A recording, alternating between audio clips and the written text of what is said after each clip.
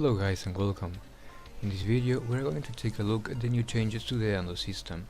Some time ago the new Endo system replaced the old Fusion Core system, and with this new update we have a few new items that complement those changes. In this video I am going to cover where to get them, how they work, what you can actually do with them, and my final thoughts on about if it's worth your time and effort to farm for them or not. So let's start with what are these new items. They are called Ayatan sculptures along with cyan and amber stars. Let's talk about the sculptures first. To get them, you have two different ways. The first way to get sculptures is by visiting Maru's at her bazaar on Earth. Once here, you just need to talk with her, pick up the quest, and you will immediately be teleported to a void mission. Once here, the only thing you need to do is to follow the marker on your map. Once you reach the marker, you will find an Orokin parkour room.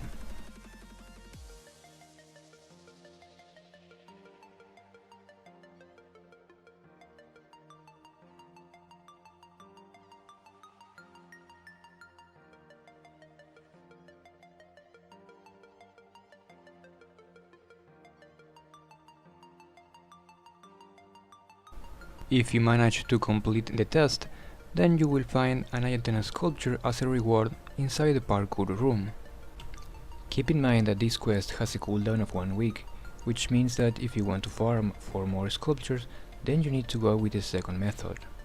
The second method is basically run any random mission, because Ayatan sculptures are rare resources, and like any other rare resources, they have a rare chance to spawn in any mission, even though your best bet to get them is, in my opinion, by doing syndicate missions. And why syndicate missions? Well, basically because the Ayatan sculpture will spawn in the same places that the reputation syndicate thingies. So whenever you are looking for those syndicate reputation thingies, you also have a chance to find one Ayatan sculpture. If you have been playing Warframe for some time, then you know that it can be a pretty grindy game. So multitasking is always welcome. You will find sculptures lying on the floor, and to pick them up you will have to press X or whatever is your interaction key. Also, a good thing to know is that they can also spawn inside the Law of Retribution. Yesterday, when I was doing lore, I've managed to find one in the corridor that connects the first and the second phase of the Law of Retribution, so make sure to keep an eye open for that. Now let's talk about the amber and cyan stars. The way to get these items is by either breaking containers or opening caches. Because of this, mods like Loot Detector, Thief's Wit, Master Thief, Animal Instinct and Scavenge for your companion can be very useful.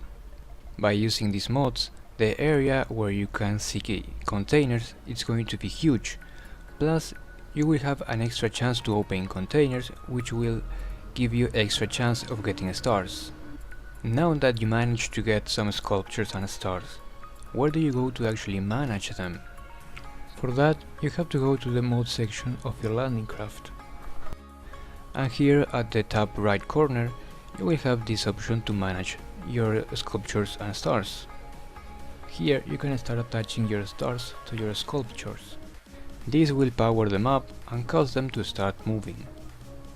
The more stars you attach to a sculpture, the more it will start moving, until you use all the available stars for a particular sculpture.